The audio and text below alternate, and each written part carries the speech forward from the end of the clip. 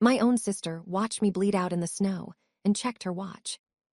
I was trapped inside the wreck of my crushed car, fighting for breath, staring straight at Bonnie as she stood beside the guardrail. She didn't call 911. She didn't shout for help. She simply looked at me through the broken windshield, waiting for my body to stop moving. The betrayal hurt more than the twisted metal crushing my legs. She hadn't just cut my brakes. She stayed there to make sure the job was finished. The steady beep of a monitor pulled me back from the darkness. My eyelids fluttered open against the harsh glare of fluorescent lights. Pain throbbed through my skull like it had been split in two. A nurse stood beside the bed, adjusting the drip of my IV. When she noticed I was awake, she didn't look relieved. She looked nervous. Her eyes flicked toward the door before she leaned closer, lowering her voice to a whisper. She told me my sister had been coming every single day, not sitting beside the bed, not holding my hand, not praying for me to recover. Bonnie had been cornering the doctors in the hallway, pushing them for answers. She kept asking when they could legally declare me brain dead so she could activate the power of attorney. The room tilted around me, and it wasn't just the concussion. My own sister wasn't waiting for me to wake up. She was waiting for the paperwork that would erase me. My name is Hannah. I'm 29 years old, and I manage logistics for a global shipping firm. My job is basically anticipating disasters before they happen, and I know exactly what a hostile takeover looks like. This was one. Bonnie didn't just want the money. She wanted to remove me completely. She wanted to turn me into a ghost while I was still breathing so she could step into the role of grieving sister without the inconvenience of me being alive. My hospital gown had shifted slightly, exposing the long white scar that ran down my left forearm. I stared at it, and suddenly I was 10 years old again. The memory came back with the sharp scent of smoke. I could see Bonnie standing in the hallway of our childhood house, a box of matches dangling loosely from her fingers. The living room curtains were already blazing, flames crawling up the fabric toward the ceiling. She wasn't frightened. She was smiling. When our parents rushed in, panic on their faces, Bonnie lifted her hand and pointed straight at me. Hannah did it. I took the beating that night. I took the blame because that had always been my role. I was the shield. She was the golden child who could never do wrong. My thumb traced the old scar slowly. Our parents had trained me to absorb the consequences of Bonnie's destruction. They taught her that fire was something fun to play with, and I was the bucket of water meant to clean up the damage. But they were gone now, and the woman lying in this hospital bed wasn't that frightened little girl anymore. Bonnie thought she could burn my life to the ground one last time and walk away untouched. She was wrong. This time, I wasn't going to put the fire out. I was going to let it consume her. I couldn't confront Bonnie directly. Not yet. If I wanted to survive this, I needed to be smarter than her. I asked the nurse to initiate a Jane Doe protocol, removing my name from the hospital registry. To Bonnie, I had effectively disappeared. I borrowed a phone and made 2 calls. The first was to Paul, our family attorney. The second was to Ryan, a private investigator I'd worked with during a corporate fraud case a year earlier. Ryan worked fast. Within a few hours, he had something far more interesting than I expected. Bonnie wasn't just greedy. She was drowning. She owed $185,000 to loan sharks, and the deadline for repayment was 48 hours away. This hadn't been some emotional outburst. It was a hit. Ryan confirmed it with photos from the impound lot. My car had been examined closely. The brake line hadn't snapped. It had been sliced clean through, deliberately. I studied the grainy image on the small screen of the borrowed phone, a strange calm settling over me. Bonnie needed money. She needed it immediately. And the only thing standing between her and that payout was the simple fact that I was still alive. But she had made a critical mistake. She assumed I would die quietly. Instead, I was about to turn her own desperation against her. Bonnie loved being the victim. Fine. I would give her the biggest tragedy she had ever performed in. Paul prepared everything in his office with the precision of a surgeon setting up for a delicate operation. He called Bonnie and told her there had been a complication with the payout. His voice was serious, heavy with concern. She arrived 20 minutes later. Even through the hidden camera feed, I could see the panic vibrating through her. She looked like a trapped animal. Her eyes kept darting around the room, sweat forming along her hairline.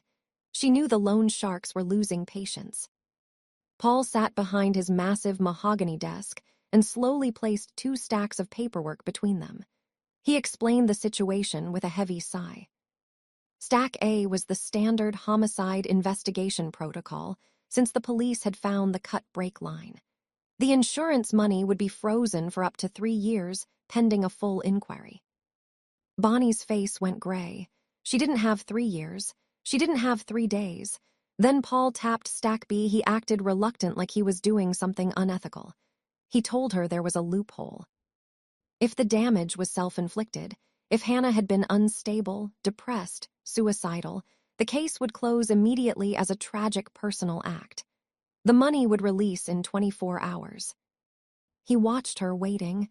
It was the ultimate test of her character. Bonnie didn't hesitate. She didn't ask about my reputation. She didn't care about the truth. She grabbed Stack B. She looked Paul in the eye and lied with a smile. She told him I had been spiraling for months. She told him I talked about ending it. She signed the sworn affidavit framing me for my own attempted murder, her pen scratching loudly in the quiet room.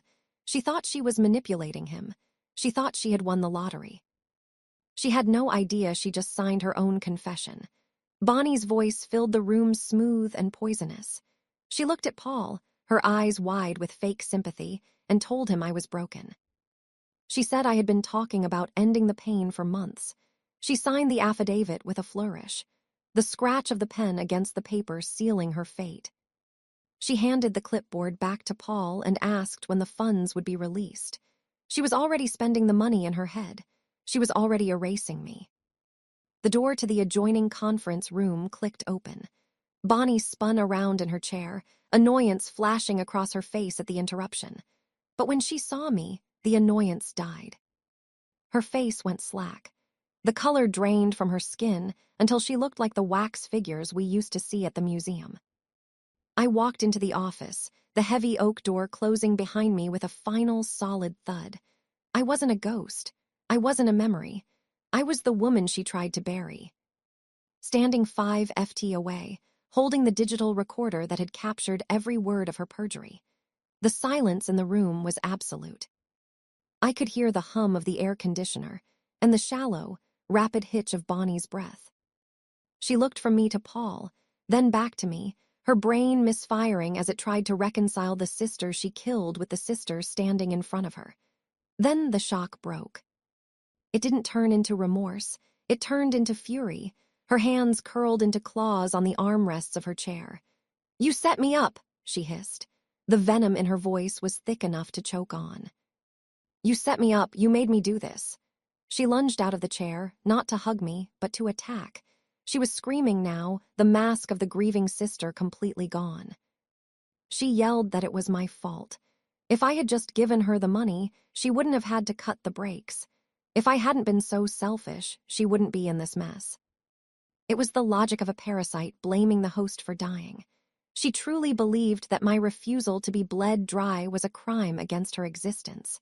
The door to the hallway burst open. 2 uniformed officers and a detective stepped inside. The room instantly shrank.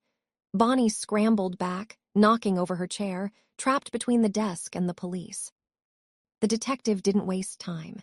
He informed her she was under arrest for insurance fraud, first-degree perjury, and attempted murder.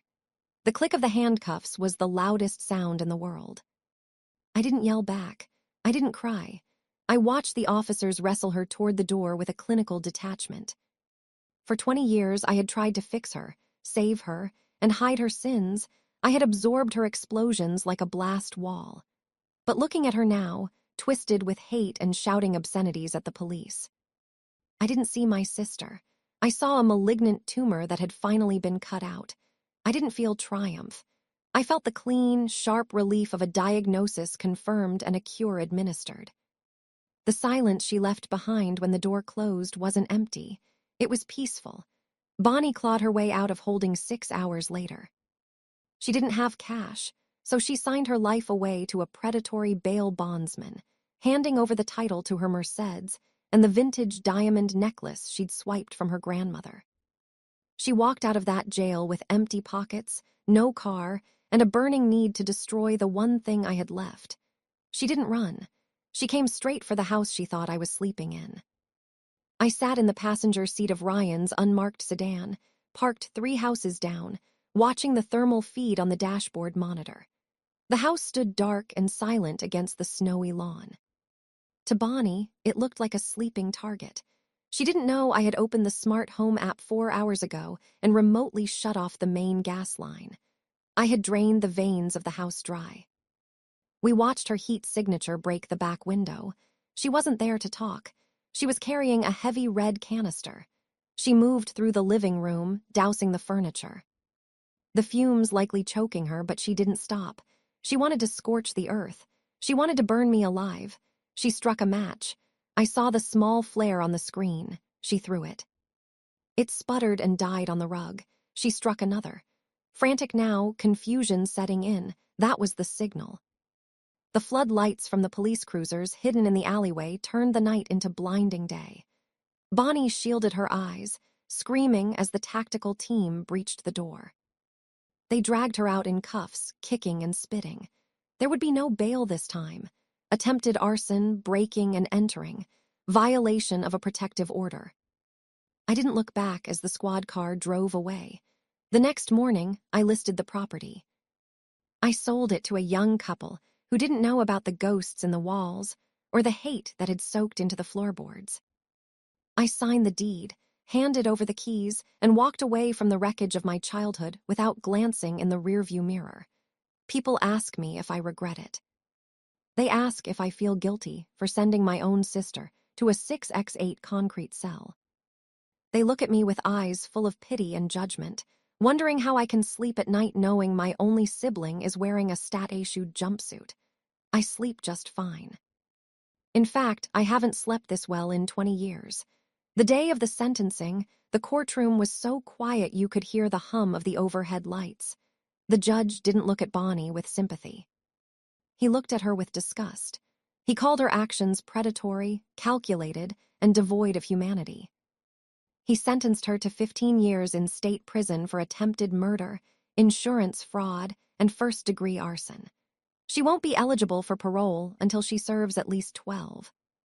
But the prison sentence wasn't the only receipt she paid. The court ordered restitution of $245,000 to cover the damage to the house, the legal fees, and the emotional distress. She doesn't have the money, of course. She will spend the rest of her life with her wages garnished, paying for the ruin she tried to bring down on me. The social fallout was just as absolute. The friends she tried to charm, the doctors she tried to manipulate, the loan sharks she tried to outrun, they all turned their backs. In our small community, the name Bonnie isn't whispered with gossip anymore. It's spoken as a cautionary tale. She wanted to be famous. She wanted to be the center of attention. She got her wish, just not in the way she imagined. She became the villain in her own story, and for the first time in her life, she couldn't cry her way out of the narrative. 6 months after the trial, a letter arrived at my new apartment. It was a plain beige envelope with the Department of Corrections stamp in the corner. My name was scrolled on the front in Bonnie's familiar loopy handwriting. I stood in my kitchen holding it. The old Hannah, the scapegoat, the fixer, the sister who just wanted to be loved, would have torn it open. She would have searched for an apology, a sign of remorse, a reason to forgive. But I wasn't that woman anymore. I knew exactly what was inside. It would be a manifesto of blame. She would tell me how hard prison was. She would tell me our parents would be ashamed of me. She would try to hook her claws into my guilt one last time to drag me back into the mud with her. I didn't open it. I didn't burn it in a dramatic fire.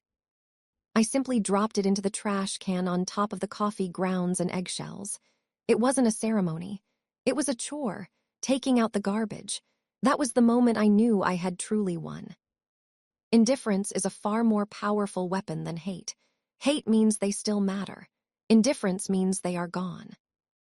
I'm telling you this story not because I want you to applaud my revenge, but because I need you to understand the anatomy of the monster I lived with. Bonnie wasn't born evil. She was made. She was the forever child, the golden one who was never told no, who was never allowed to fail. Our parents taught her that her needs were paramount and that I existed solely to service them. When you grow up as the scapegoat, you are trained to catch the glass before it hits the floor. You are trained to apologize for bruises you didn't cause.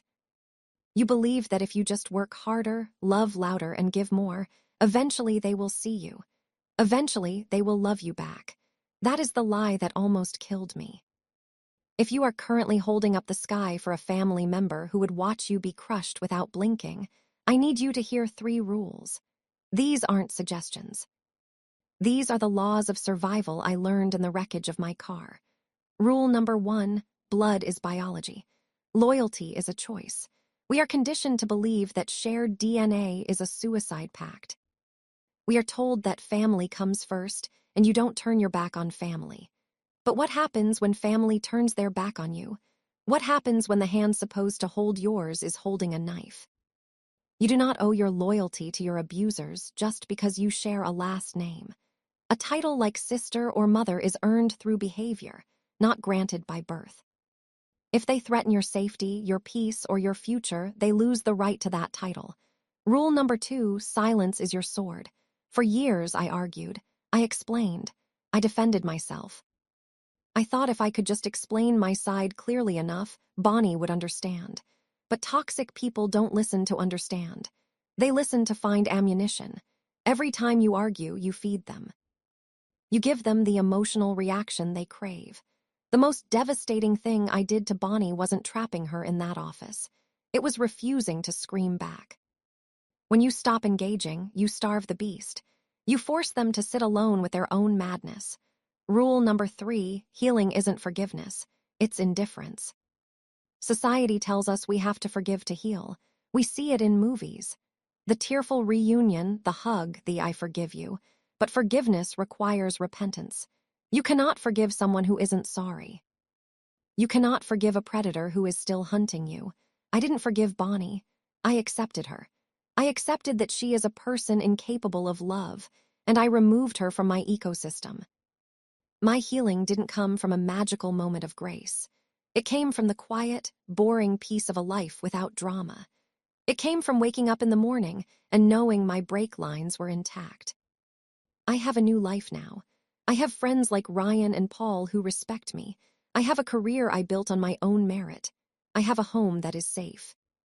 I am no longer the supporting character in Bonnie's tragedy. I am the protagonist of my own life. So look at your life. Look at the people sitting at your table. Who are you setting yourself on fire to keep warm? Who is draining your bank account, your energy, and your spirit and calling it love? You think you can save them. You think if you just give a little more, they will change. They won't. The only person you can save is yourself. Cut the cord, walk away, lock the door. Because if you don't cut the cord, they will eventually cut your brakes. I am Hannah.